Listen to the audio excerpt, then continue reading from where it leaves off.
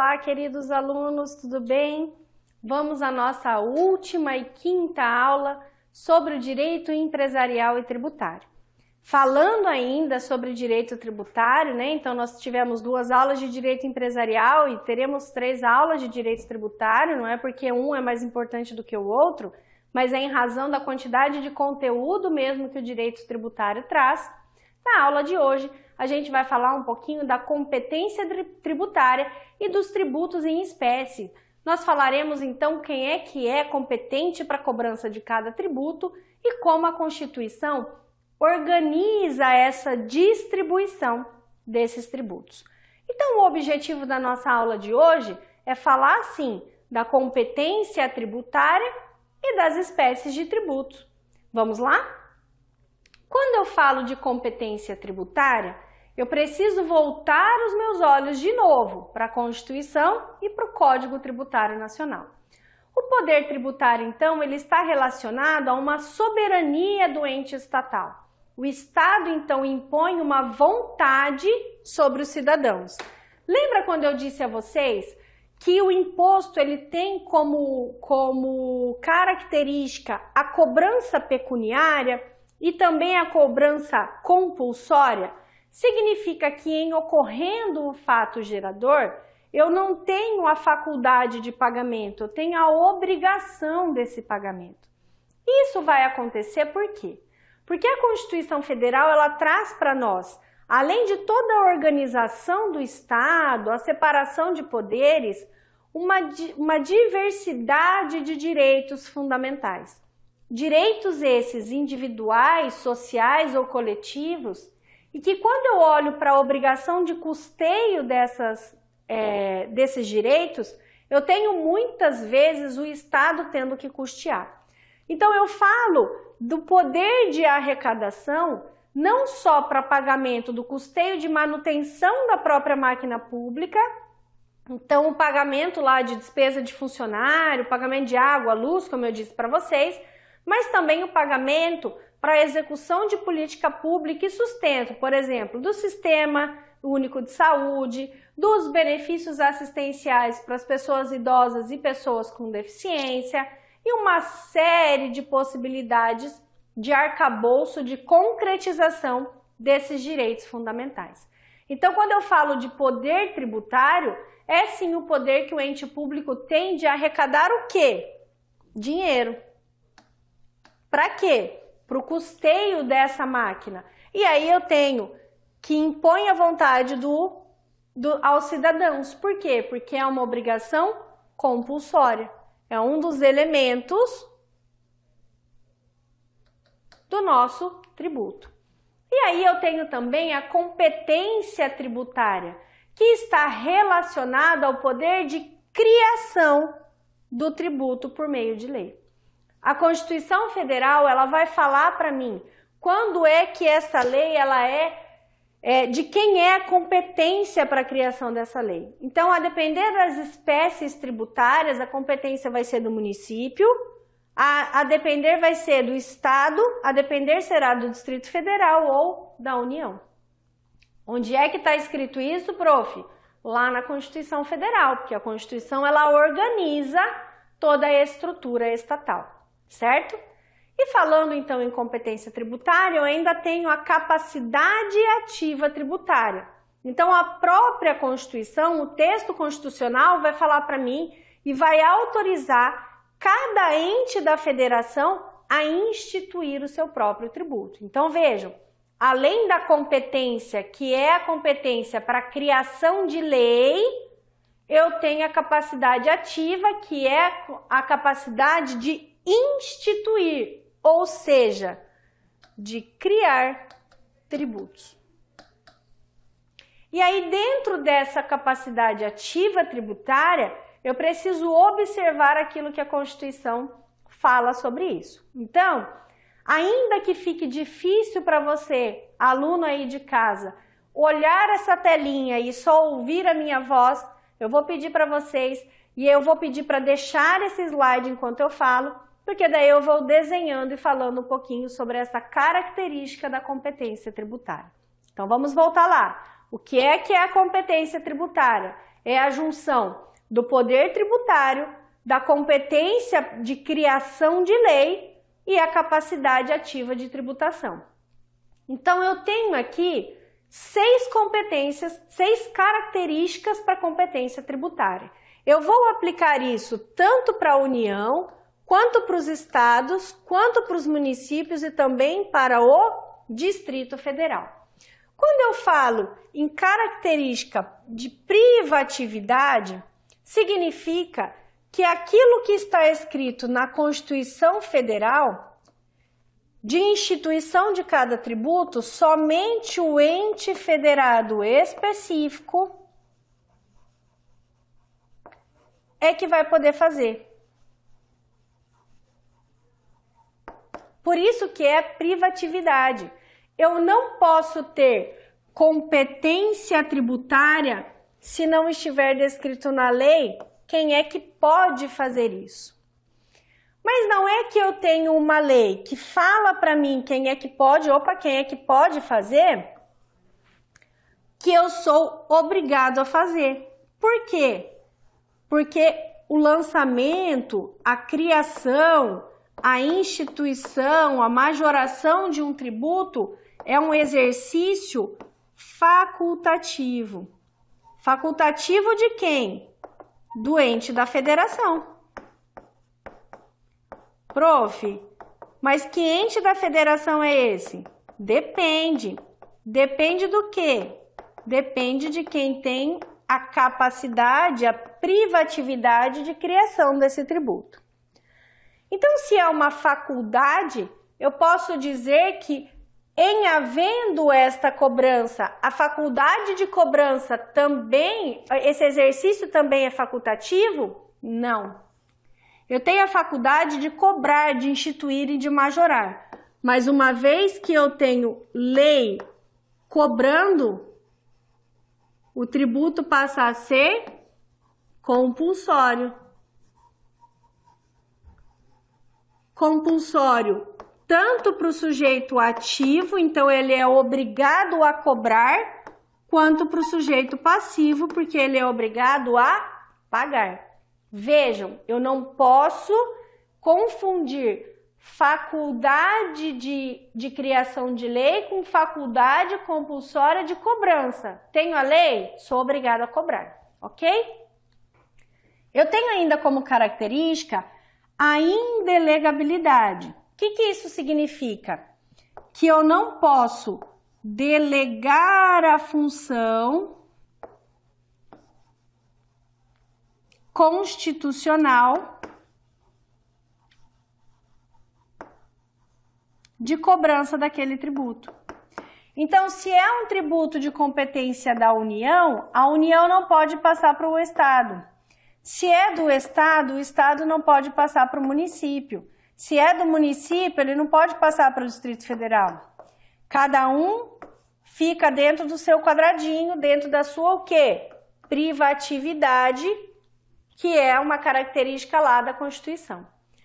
Além disso, eu tenho a irrenunciabilidade dessa competência tributária. Ou seja, uma vez que a Constituição falou para mim que eu posso instituir, que eu posso cobrar, eu não posso renunciar a este exercício.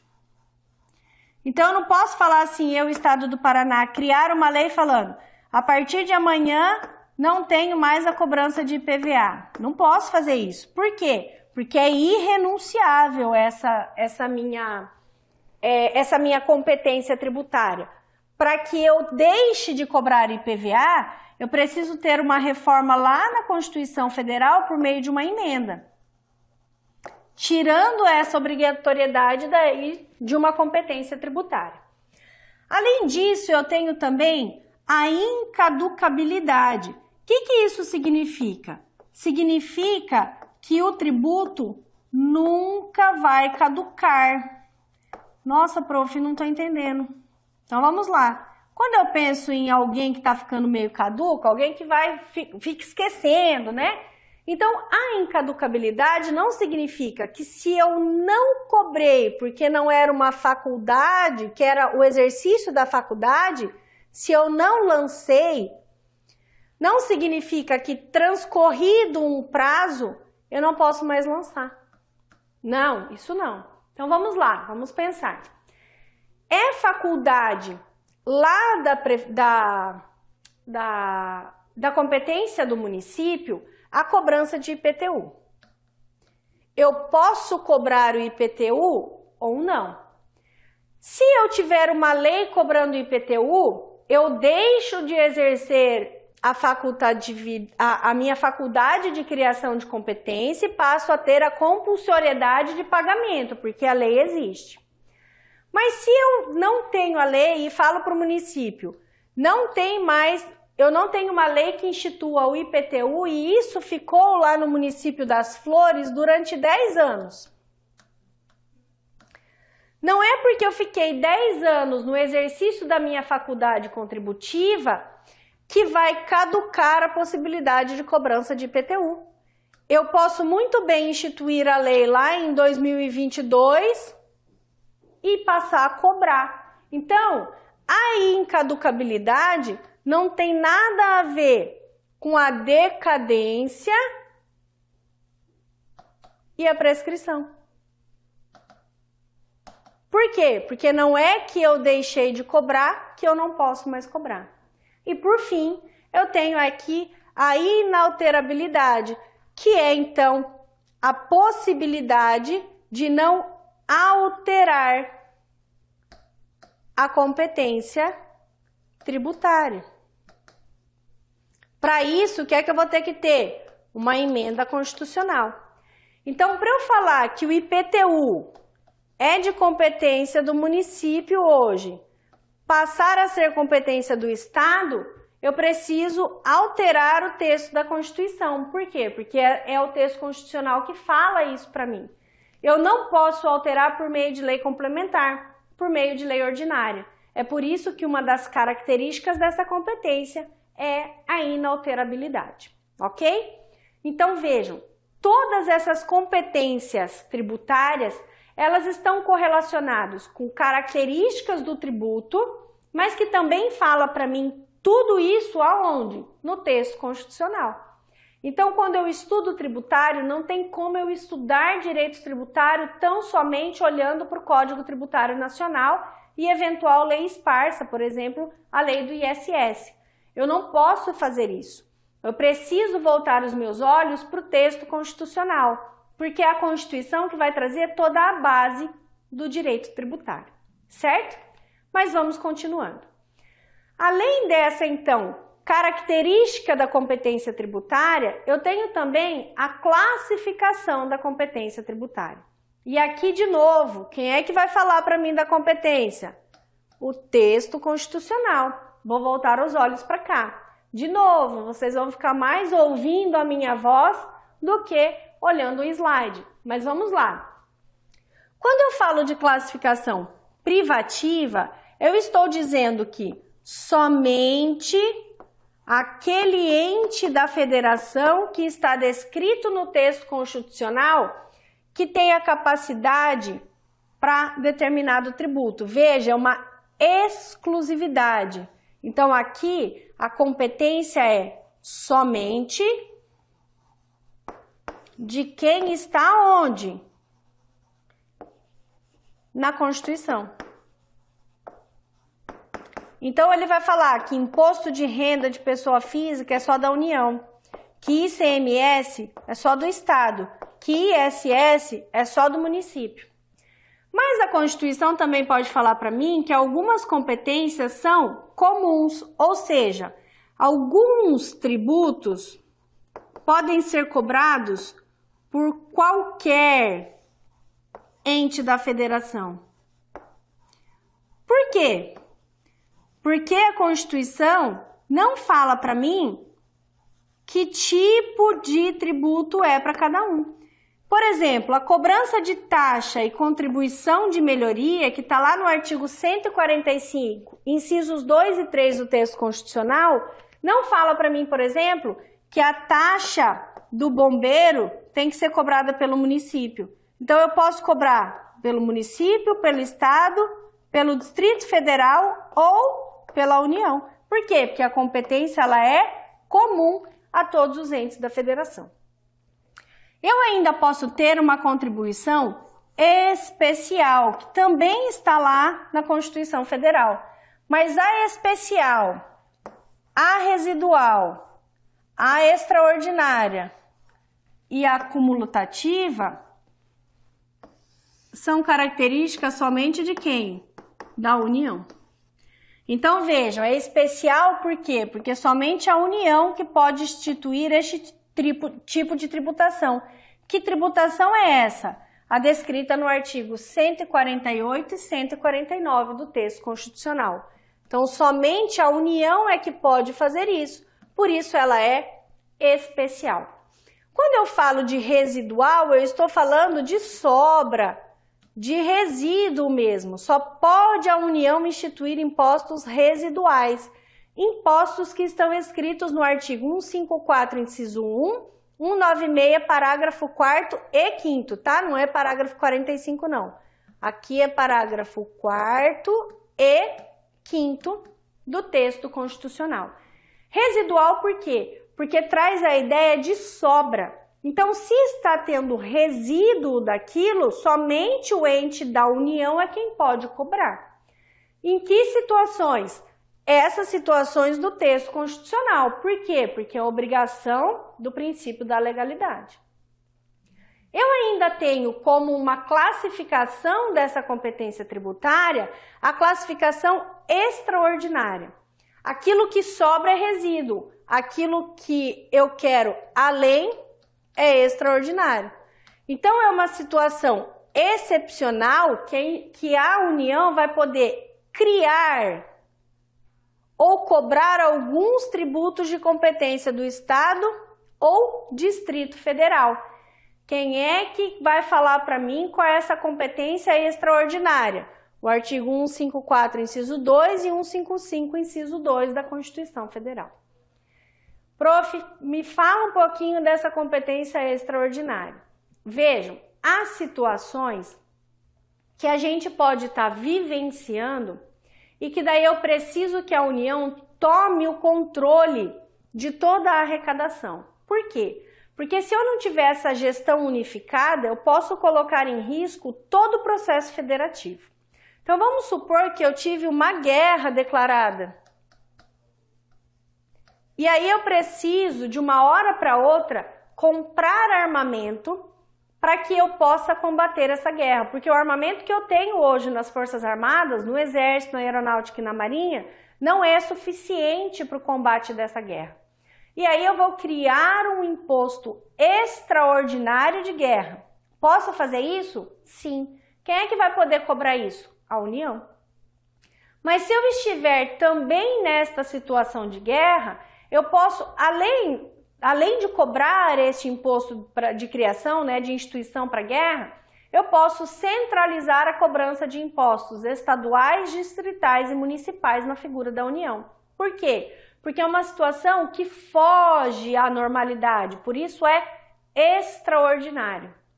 E também de obrigação da União, aquilo que é cumulativo, ou seja, aquilo que vai acumular. E daí para cá, eu vou abrir um parênteses para que vocês possam compreender um pouquinho daquilo que está no texto constitucional. Hoje, a nossa federação, ou seja, nosso Brasil, ele é uma república federativa brasileira. Significa que a nossa forma de governo é presidencialista, que a nossa estrutura de Estado é federativo e daí aqui o Brasil, né? Se eu tenho a federação, significa que eu tenho uma organização do Estado distribuído hoje em União, Estado, Município e Distrito Federal. Mas a Constituição fala para mim também da possibilidade de criar um território federal, que seria aqui uma outra modalidade da federação, além da União, Estado, Município e Distrito Federal. E aí, se a gente tivesse a figura do território federal, coisa que nós não temos, quem é que cobraria os impostos dessa federação, desse território federal? A União. Então, neste caso específico, a União teria a possibilidade de acumular a cobrança de impostos federais mais estaduais.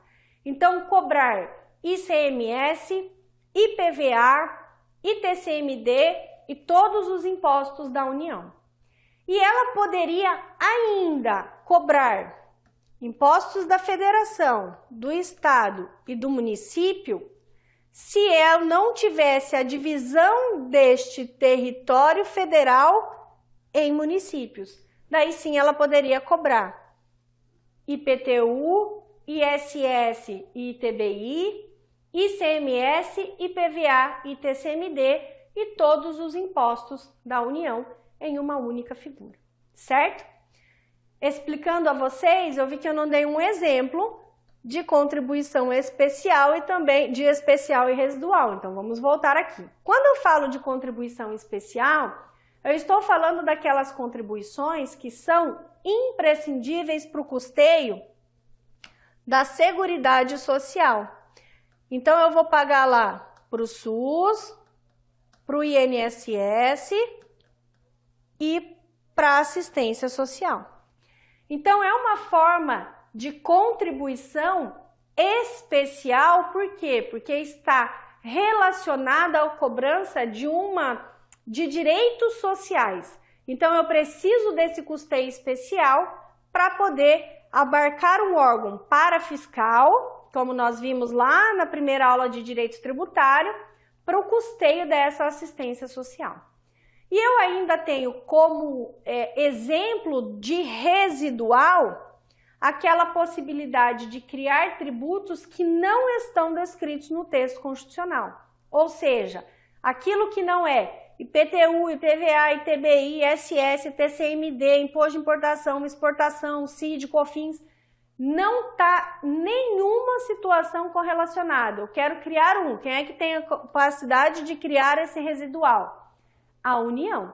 E daí sim, na criação, ela pode destinar a cobrança para uma propriedade lá, para uma classificação privativa ou comum, certo? Então, essa é a nossa classificação da competência tributária, que está organizada toda ela no texto constitucional. E eu ainda tenho as espécies de tributos, que nós falamos lá na nossa terceira aula da disciplina, mas primeira aula do direito tributário, e eu falei para vocês da teoria quinquipartite e da teoria tripartite, que para quando a gente olha para o CTN, a teoria é só imposto, taxa e contribuição de melhoria. Mas que a doutrina e a jurisprudência fala para mim que são 5 espécies de tributo, porque a empréstimo compulsório e a contribuição especial também entra nesta classificação. Então vamos lá. Quando eu falo de imposto, eu estou falando da maior parte de arrecadação tributária do ente da federação, e eu estou falando que o Estado, e aqui entenda a União, Estado, Município e Distrito Federal, arrecada esse imposto sem a necessidade de contrapartida, ou seja, não vou cobrar o IPVA para a manutenção da estrada, vou cobrar o imposto que vai utilizar este valor para o custeio da máquina pública como um todo. Mas além desses impostos, que é a nossa maior capacidade de tributação, eu tenho também as taxas. E essas taxas aqui, ela está relacionada ao pagamento, à cobrança de um exercício do poder de polícia e a uma taxa de serviço, que daí sim é divisível e específica. Por quê? Eu preciso dizer que aquela cobrança de taxa é para determinado serviço. Então, taxa de exercício do poder de polícia, quando eu cobro taxa para emissão de alvará, taxa para emissão de vistoria da Anvisa, taxa para emissão de vistoria da Vigilância Sanitária, uma taxa do poder de polícia. Agora, quando eu falo de taxa de serviço, É uma taxa que eu estou vinculando a determinada situação. Então, taxa de recolhimento de lixo, por exemplo. Pode ser instituído? Pode, mas tem que ter as suas particularidades. O que é que eu não posso cobrar por meio de taxa? Iluminação pública, mas eu vou falar para vocês daqui a pouquinho, tá? Além dessas taxas, eu tenho as chamadas contribuições de melhoria, que é um imposto, então, que a gente pode cobrar tanto nível de União, Estado, município ou Distrito Federal. Mas que para a cobrança dessa contribuição de melhoria, eu tenho que ter dois requisitos. Primeiro deles, obra pública. Mas não basta que eu faça uma obra pública, eu preciso que tenha o quê? Valorização imobiliária. Se eu não tiver estes dois requisitos cumulativos, eu não tenho contribuição de melhoria. Por quê? Porque eu não contribuo em nada. Então, o que é que pode ser cobrado, por exemplo, dentro da contribuição de melhoria? Asfalto. Só que o asfalto não basta eu colocar asfalto em determinado bairro. Eu preciso que aquele asfalto que foi colocado naquele bairro valorize a casa, o terreno daquele bairro. Então, se uma casa valia 100 mil quando estava ali na terra e passou a valer 110, 120, 130, 150 porque tem asfalto, teve obra pública e valorização imobiliária. Posso cobrar por meio de contribuição de melhoria, ok? Além dessas, então, que são as descritas no CTN, eu tenho duas possibilidades que estão descritas lá no texto da Constituição e que é de competência exclusiva de quem? Da União. Vou começar pelas contribuições especiais, porque é o financiamento de direitos sociais, que é o custeio lá, principal hoje, da Previdência Social, que é o SUS, o INSS e a assistência social. Aqui, o maior exemplo dessa assistência é o benefício do LOAS, né? Que LOAS, na verdade, é a Lei Orgânica da Assistência Social, que o benefício mesmo chama BPC, mas é que a gente fala muito LOAS, né? Então, quando eu falo essa estrutura da Previdência, ela é cobrada por meio de uma contribuição especial. Então, uma GRU específica para isso, tá? Mas que tem natureza tributária. Se eu não pagar, eu vou sofrer uma execução fiscal. E eu tenho ainda o empréstimo compulsório. Vamos lá? Usando o português de novo, tá vendo como não é difícil o direito? Às vezes a gente consegue correlacionar com o português. Se é um empréstimo, eu preciso fazer o quê depois? Devolver. E se é compulsório, é facultativo? Não, é obrigatório. Então, é o empréstimo obrigatório. Empréstimo obrigatório de quem? Da União. Vai pedir para quem? Para o contribuinte. Então, a União, ela faz um empréstimo forçado, mas a restituição também é obrigatória. Então, ela vai criar uma lei dizendo, nesta situação, vocês vão pagar tal tributo, mas depois eu vou devolver. E aí, essa devolução é o valor que eu arrecadei, que eu paguei? Não, é o valor corrigido. Correção monetária pelo quê? Pelo índice da tributação, que hoje, né, é o da Selic.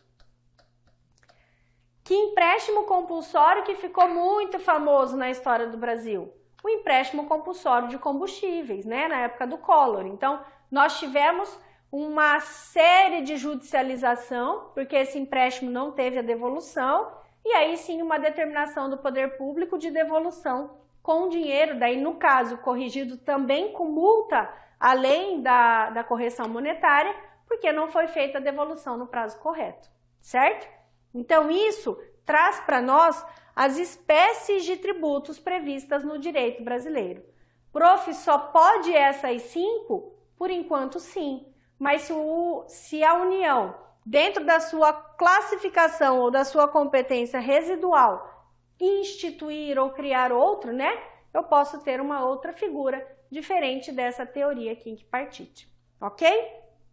Mas vejam, dentro da maior parte da tributação de impostos, eu tenho então a cobrança desses impostos em conformidade com o ente da federação.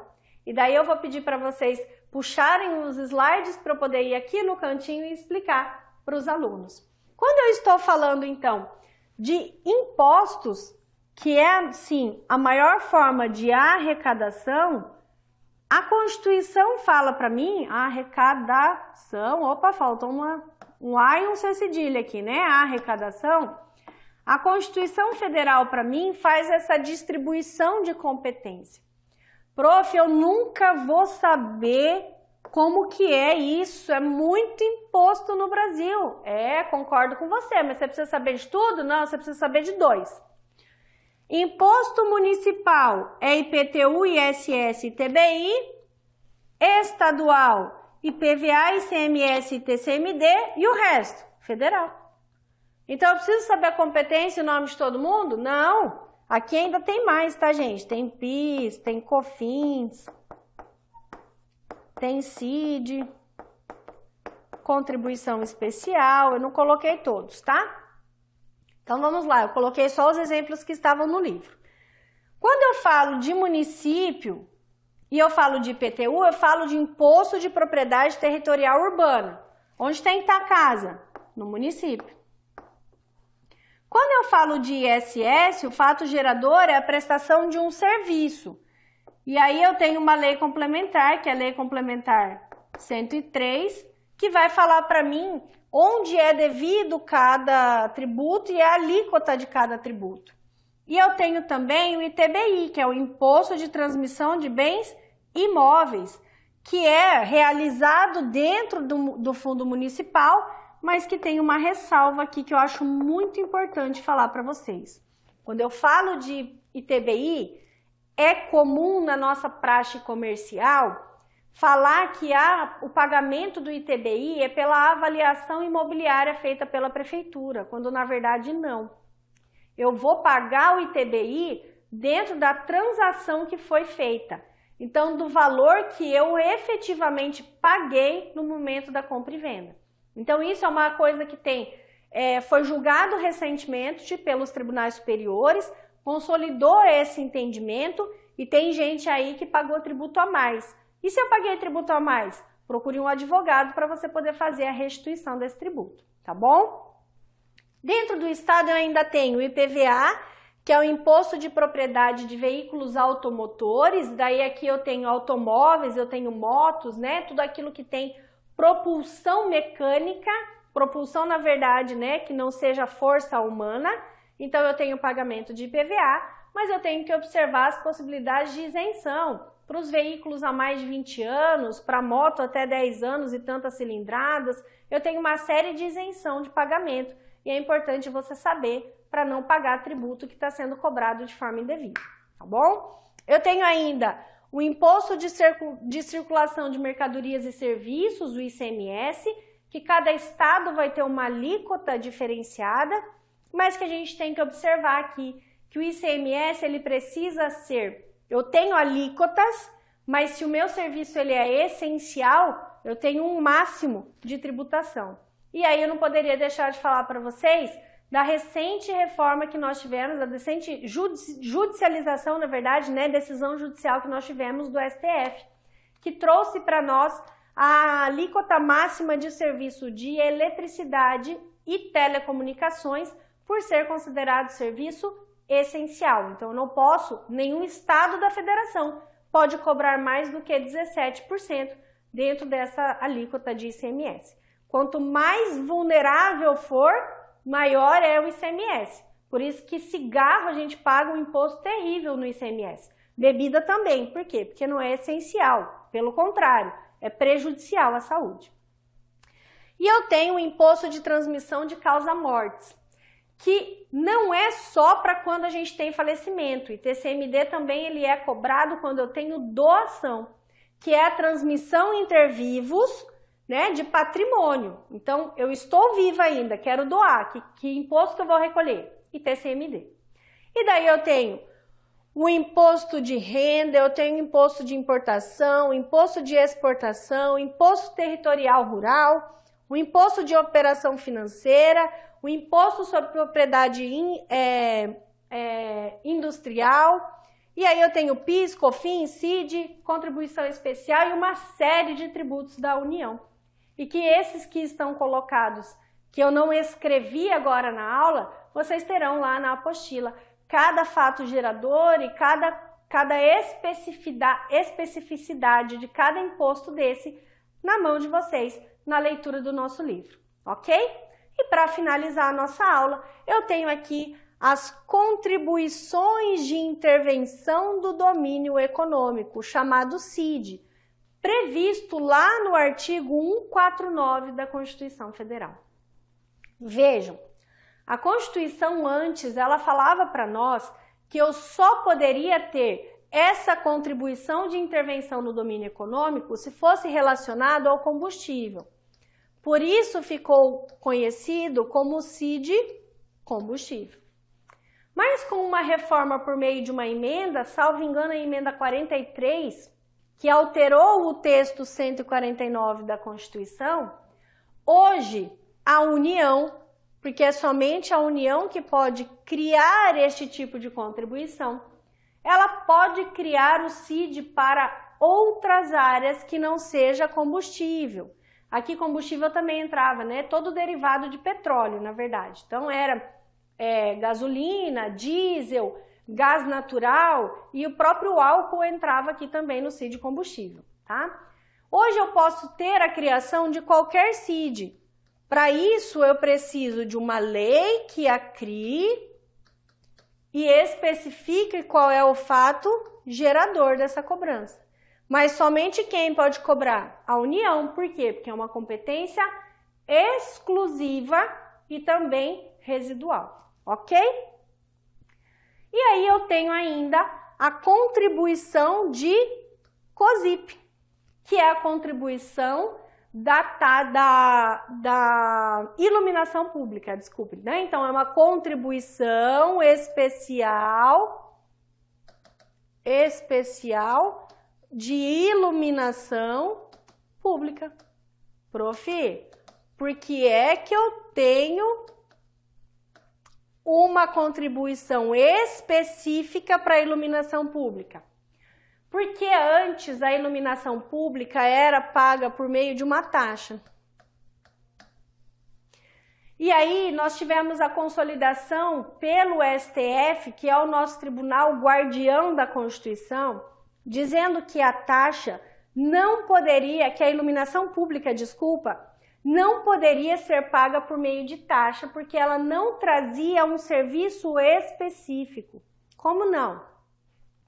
A taxa de iluminação pública, diferente daquilo que a gente acha que é só para a iluminação das vias públicas, né? Então de praças, de ruas, elas servem também para alguns serviços públicos essenciais. Então eu pago essa taxa de iluminação para auxiliar no pagamento, por exemplo, de iluminação pública de transporte, na iluminação pública de hospitais, na iluminação pública de posto de saúde, de escola.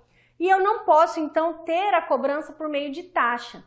E aí nós temos a súmula vinculante 21, proferida pelo STF, que fala justamente isso, que a iluminação pública não pode ser cobrada por meio de taxa, tem que ser um imposto específico. Imposto esse, então, que recebe o nome do quê? De COSIP, que é o imposto especial para a iluminação pública. Quem é que pode cobrar isso? A União. E daí, com isso, eu finalizo a nossa aula falando um pouco de toda a estrutura do Poder Judiciário e também falando para vocês da importância de conhecimento de cada fato gerador da iluminação, de cada fato gerador de imposto, para que você não seja pego de surpresa e tenha que pagar uma conta que não é devida, né? Então, nas considerações finais da nossa aula de hoje, eu trago, então, a necessidade de conhecimento dessa competência tributária, trazendo desde a sua classificação, dos seus requisitos, para a competência tributária de cada ente da federação. Porque se a União estiver cobrando algum valor de tributo de município, eu não posso pagar, porque esse pagamento é devido, a não ser que eu esteja em uma questão extraordinária. Mas aí eu tenho que ter uma lei específica aí dizendo quem é que pode cobrar, para quem é que eu vou pagar. E aí, as espécies de tributos, que você, aluno, não precisa saber de todas, como eu disse há pouco. Vocês precisam saber do município, que é o IPTU, o ISS e o ITBI, dos estados, que é o IPVA, o ICMS e o ITCMD, e todo o resto é competência de quem? Da União, da nossa federação. E que esses tributos servem, então, para custeio, tanto da máquina pública, como para a execução de bens e serviços públicos que são colocados à disposição dessa população, da cidadania, né, de todos os cidadãos brasileiros e estrangeiros que vêm nos visitar, muitas vezes, para custeio, então, e concretização de direitos fundamentais e direitos fundamentais sociais. E com isso, eu encerro a nossa quinta e última aula, agradecendo todos vocês pela presença nas nossas aulas conceituais, e eu espero que isso tenha trazido um combustível para que você, aluno, se interesse ainda mais por essa linda área do direito e aprofunde os seus conhecimentos no material complementar que está disponível para vocês no nosso livro didático. Até a próxima oportunidade!